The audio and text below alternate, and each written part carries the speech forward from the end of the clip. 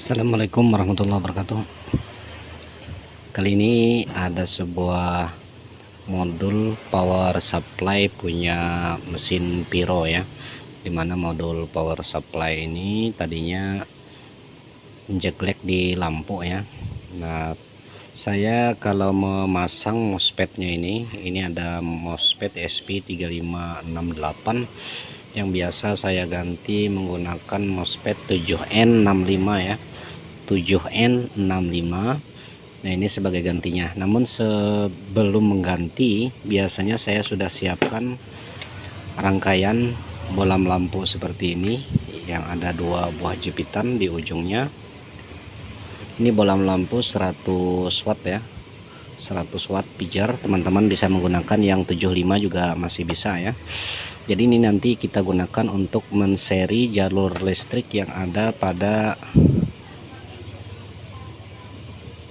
jalur power supply ini, yang bakalan kita coba ya, untuk kita tes apakah power supply-nya ini normal atau tidak. Tapi tidak kita langsungkan untuk colokan listriknya, tidak kita langsungkan di sini ya, seperti biasa. Kenapa? Karena kalau kita langsungkan, kemungkinan besar kalau MOSFET-nya ataupun komponen yang lain pada pendukung MOSFET-nya ini mengalami jebol, maka secara otomatis MOSFET-nya akan short ya.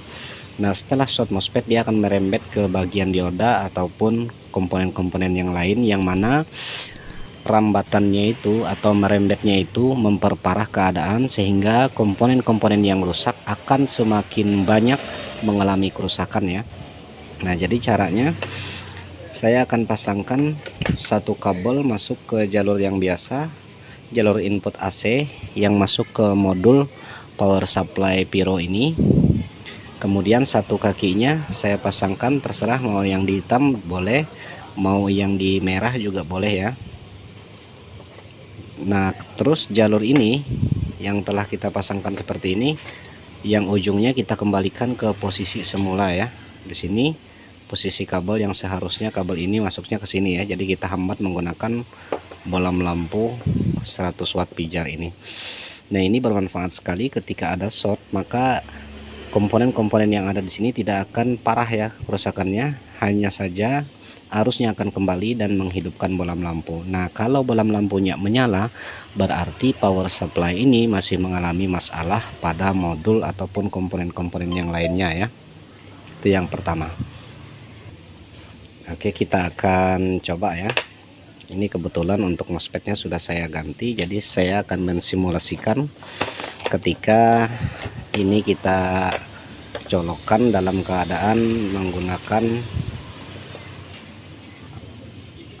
ini seri ya, masuk ke sini. Nah, ini sudah saya pasangkan colokan listriknya, dan kita akan ukur keluar pada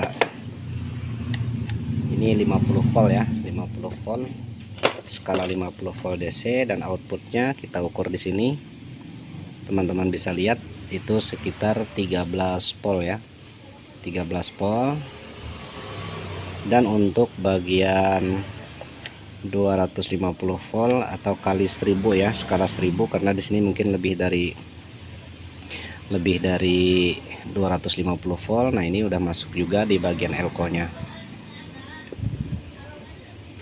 Ini sangat bermanfaat sekali teman-teman ya, bermanfaat sekali, karena apabila kita langsungkan tanpa menggunakan bolam ini, kalau ada kerusakan akan semakin parah ya. Tapi kalau ada seandainya short saja, ini anggap saja kita shortkan ya, ada short seperti ini, nah, maka bolam lampunya akan menyala ya. Artinya MOSFET pun kalau dia short dia akan menyala ya, jadi tidak bakalan merembet ke komponen yang lain. Ini kebetulan sudah saya ganti, jadi udah pada normal ya. Sebelum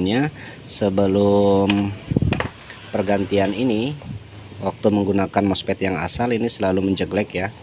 Jadi bisa teman-teman ganti MOSFET-nya dengan 7N65, ataupun kalau tidak ada 10NK80 yang kecil juga bisa, untuk persamaan MOSFET ESP3568 ini. Ini tutorialnya untuk mengganti MOSFET modul regulator mesin Piro ya, agar aman, menggunakan tip dan trik yang saya bagikan ini. Jadi menggunakan bolam seperti ini. Semoga video tutorial ini walaupun sederhana masih bisa bermanfaat untuk teman-teman semua, dan terima kasih telah menonton. Assalamualaikum warahmatullahi wabarakatuh.